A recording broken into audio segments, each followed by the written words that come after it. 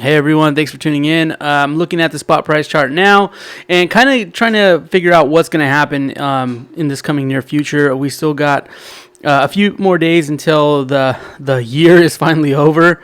2020 has just been crazy altogether, but we're looking forward to 2021. Some of us have already started to make our goals or have already done that. Moving forward to figure out what we're going to do as far as how much metal we're going to stack, how much cash we're going to stack, and so forth. So I'm looking at the silver spot price chart on APMEX. This is APMEX.com. If you click under silver, and I'm under the 6 month, and I just kind of want to get an idea of what silver's done. So back in March, it crashed, and it's been trailing up. We had a high point of 29.25, and then another high point of 28.52, and then it came down to $23. It looks like the bottoms have been $23, one being $22 just last month. But I'm interested to see where the trouble marks were. So 25.24, 25.27, that's very close. 25.65. So I'm looking forward to if spot price chart goes above 25.75, or even if it breaks 26, I think another run might happen. But it's interesting because I was reading a story about how Bill Gates bought a bunch of silver stock back in the 08, 20, the one that was running up to 2011. The boom from 2011, and he bought it in Pan American Silver stock. I have that up here, and I'm looking at this stuff, and it's crazy because that run. So they bought it like somewhere in I can't even remember when they bought it, but I'm looking at the peaks. That's what I'm more concerned about. So there's a peak of 42.53, a peak of, let me see here, 41.21. There's a peak of $40 pretty much. Well, look at this. And then it comes tumbling back down to $6. But look at this run again. 37. I think it got to 39 already. 37. Let me make this. There. That's going to be a little easier to find. So this is the last 6 months. 38.77. 39.15 were two major peaks, right? This one didn't clear it. So it pretty much hit $40. That same stock has already hit $40 right here, 39 something. That's the exact same points of these two. So could we guess that the run is over and it's going to come trickling back down, because this little piece right here looks very familiar to this little piece right here. It's kind of similar, right? So if silver runs above $26, I think that we're going to see a much larger peak here. But if it can't break $23, I'm sorry, if it goes below $23, then we have a decline in silver, right? That's what I'm looking at. See this peak, 44. Even though this is a very small peak, like I'm saying, if it can hit $26 and go over $26, we might have a run like this. But if it can't break over $26 and it falls below $23, I think that it's going to start to decline and go back down to its natural trading demand is what I call it. And that's what I foresee happening. I don't think a lot of these peaks are because of speculation sometimes, but also the demand of silver. We're in a really crappy time right now. 2021, it looks like it's going to get worse. So what I'm kind of trying to think is there's not going to be a bunch of people who are buying electric cars, right? Electric cars they're not going to have a record-breaking sale, next year. Or, housing is crazy because I do see an influx. It's a seller's market right now. They're selling, above asking price sometimes when they get into bidding wars, but that's only in Southern California. I'm not too sure about the other real estate. I saw a video yesterday on YouTube. I don't know if he was a guru or whatever, but he's talking about there's going to be a real oversupply of houses because of forfeitures or defaults.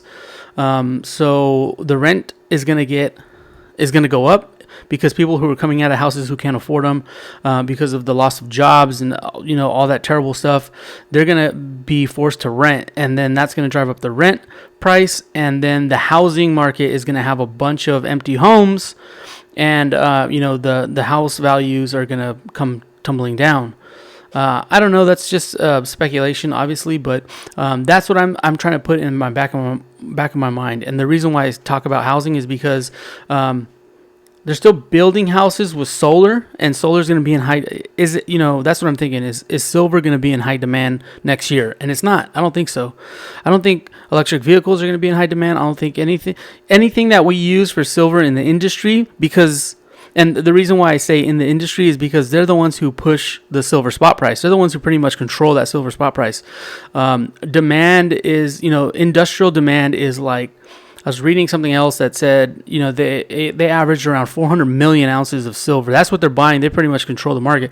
Silver stackers and jewelers and stuff like that, we do about 100 million in silver ounces per year, I believe it was. If I was listening to that right. But, compare industry, 400 million ounces compared to investment stackers, 100 million. We don't drive, we don't really have a huge push in what that silver price does. So I'm looking more towards, industrial demand. That's what's going to drive up the silver price. That's what's going to, pretty much keep it stable.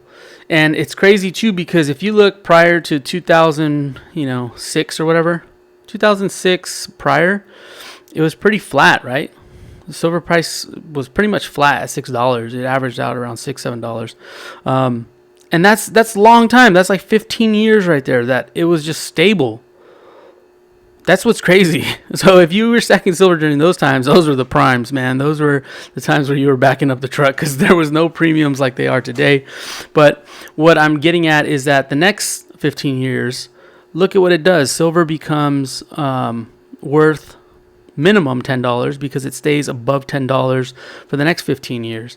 Yes, there's high points, and that's, to me, in my eyes, that was some kind of speculative thing because it didn't stay stable. That'd be different if there's a high demand and it stayed there and it never went back down. But look at it, came back tumbling back down to $12, $13, and in our case, it fell in March down to, what was it, like $11 or something like that. But that's what I'm looking at as far as the stability of silver. And it's above $10, but it's below $20. Look at all the years that it was below $20. And then you look at the time where it was above $30, and that wasn't anything. It was from 2011. It lasted a year, maybe a year and a half. That's what I'm looking at. So if you're buying ounces over $30, look how hard it is in the last, from 2020 to 1990.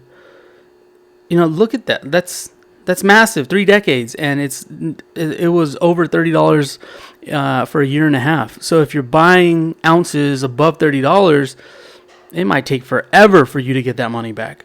So be careful. I think that you should really study the market, what the stock market does as well, and the silver price chart, and kind of put them together and try to figure out what the scenario was. What I look at right here, which is really important to understand, is that prior to 2006, the cell phones, obviously the demand in the 90s and all this other stuff was one of the biggest producers that Warren Buffett talks about in that playlist that I have under my video list is X-rays, right? So hospitals needed silver to develop film X-rays, and that market has since diminished because now everything's digital.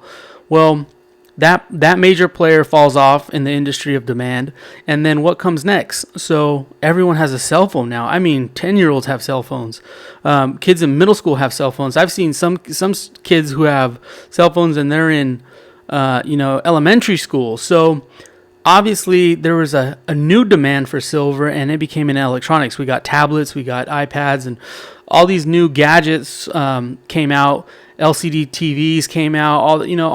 They've been out, but to a higher production, right? Because in the beginning of TVs, especially with flat screens, it cost $3,000-4,000 for the new TV. Now you can get something that's huge under $500. It's crazy. So that demand kind of is what, in my eyes, drove this to be over $10 for the next 15 years or whatever it was. And what I'm thinking ahead of my time is in the next decade what's gonna be the new demand that we're gonna need silver for, and I think it's gonna be electric cars and solar power. Already in California, they signed into law that new houses being developed need to have solar panels, and it's across all state of California, I believe. So when one state makes something, the next one follows, and that demand is going to drive up the silver price. So you do want to kind of stack now, but you look at all these years where it was under $20, and that's when you want to buy. So in my eyes, if you're paying less than $20 an ounce or $2 an ounce, you're in a better position for the next 3 decades. That silver will move up, and it'll be over $20, and it'll be stable over $20. And then we might have some peaks too. I'm not saying that it's just going to stay there and that's it. I'm sure that there's going to be some kind of run like this again, this 2011 run. I'm sure that there's going to be this. History repeats itself. Look at this. There's been 2 runs right here. One in and then these things last forever, so it's hard to tell when they start.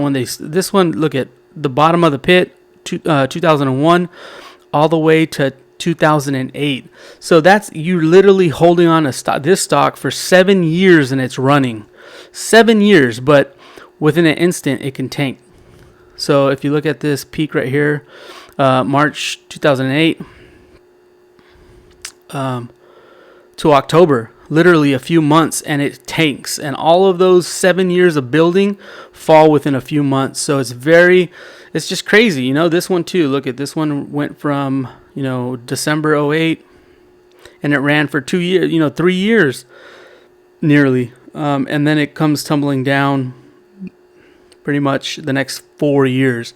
So you definitely don't want to buy at a peak. Be careful when you start to buy in these peaks. Let's go back to this whole year, all of last year, right? So everyone's buying silver under $20 pretty much, and then it falls back down, and then everyone gets into silver, and look what happens. The demand comes up, and everyone's paying over $30. Remember, the premiums were crazy. This is, this chart doesn't tell you about premiums. $4, $5 premiums were attached to this stuff. So you're paying 5+ on each spot price, mark.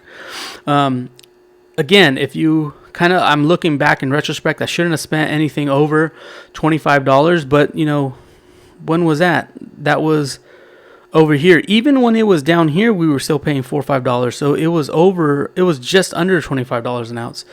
So moving forward, you guys, everyone who's listening, be very careful when you buy in these markets. Again, I'm looking to see if it can go under $22, $23. That way I know that it's going to plunge. The price of silver is going to plunge. If it falls below $22 mark, it's going to tank, and you should hold off a little bit and see how low it goes to start buying silver again. Or if it starts to go up above $26 and it breaks that $27 mark, you know that we're back into a run, and it's going to start to go. And this is the bottom of the pit. So if you look at this, and it's already over here, from 11 to 24.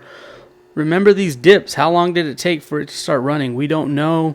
Again, this is the stock market, but I think that they, coming from the stock market, silver has been pretty much volatile, just like any other stock that I've seen in the market. So I'm trying to keep my eye close, look at anything. I think that I'm very biased, because when we see a chart like this, we want it to be true. We want our thoughts to be real. And, but that's what I'm seeing right now. And I just wanted to share it with everyone, see what everyone thinks about this time, see if anyone's going to stop. I remember back here, when it started to jump, because remember, we could not get any silver when this crashed. Everyone sold out. Remember, all of the bullion dealers we're out of stock. Sorry. And then when it started to get up here, they were like, listen, this is a run. We're going to profit off it. There's a high demand. Let's add to the premium. And then the $5, $6 premium started. The $7 premium was like pretty much standard. Now we saw it, at these high time markets, they kind of fluctuated the premium. So when silver hit $29, they put a $4 premium on it. But when silver hit, $16, they put a $7 premium on it. Even during, so let's check this out.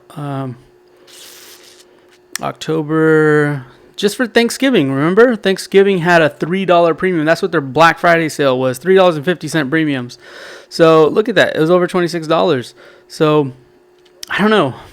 lot to think about. My thoughts just ramble and travel on, but altogether, we're still stacking silver. We're still we're still into it. So let me know what everyone what you think. Comment down. I hope everyone has a good rest of their day or night. I'll catch you guys later. Happy blessings. Happy stacking.